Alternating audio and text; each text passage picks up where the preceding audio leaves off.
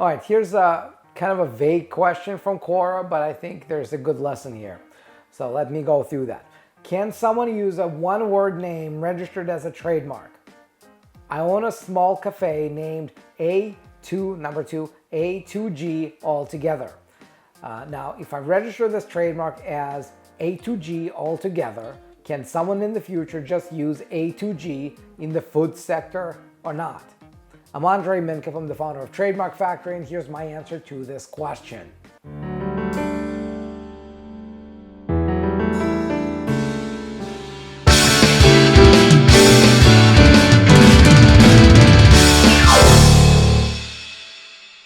Well, let's start with the first sentence, which is, like I said, kind of a little bit vague and confusing. Can someone use a one-word name registered as a trademark? Yes. There's a lot of one-word trademarks. Amazon, Apple, Microsoft, right? There's a ton of one-word trademarks, and they're all perfectly registrable as a trademark as long as they're distinctive in relationship to specific products and services. Now, if you own a small cafe and it's called A2G Altogether, if you register all of that as one mark, so your question is, can somebody get away with using A2G without the words altogether in it for the same or similar products and services?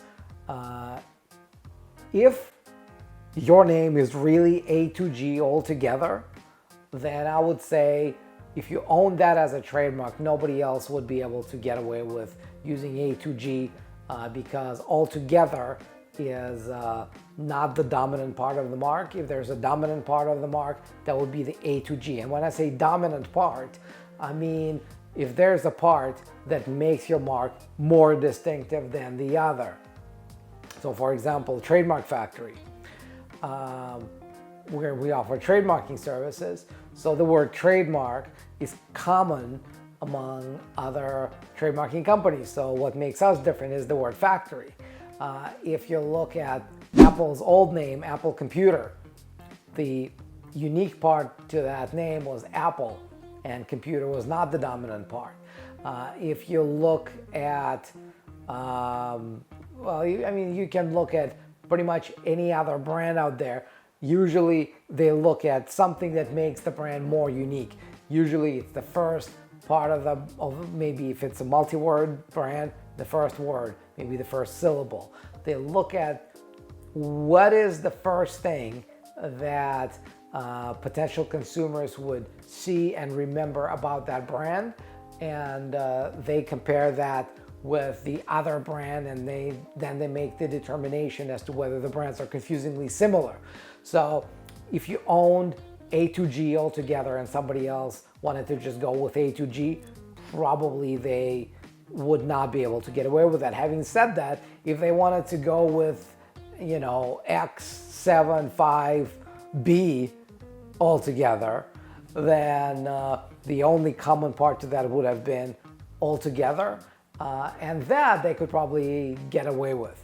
So it's very, very, very fact specific, and sometimes it's gray area because there's a lot of subjectivity that goes into the evaluation by the trademark examiner about whether the marks are confusingly similar.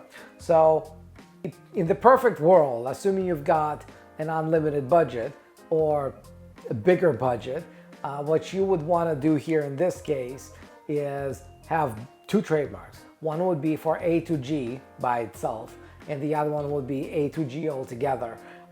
And that would allow you to protect both, as long as, of course, at least sometimes you use A2G by itself. Because if you only use A2G altogether as one mark, and you never, ever, ever, ever use A2G anywhere, then you can't really have A2G trademark, at least in countries that require use for your trademark to be registered.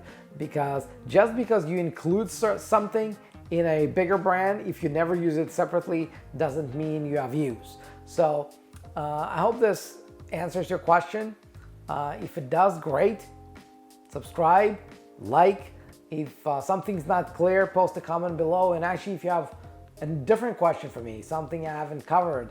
If you want my opinion about brands or trademarks or entrepreneurship, something that would help you grow your brand, grow your business, post a comment below and ask your question. I'll be happy to shoot a video just like this one and answer it. And until then, I will see you in the next video.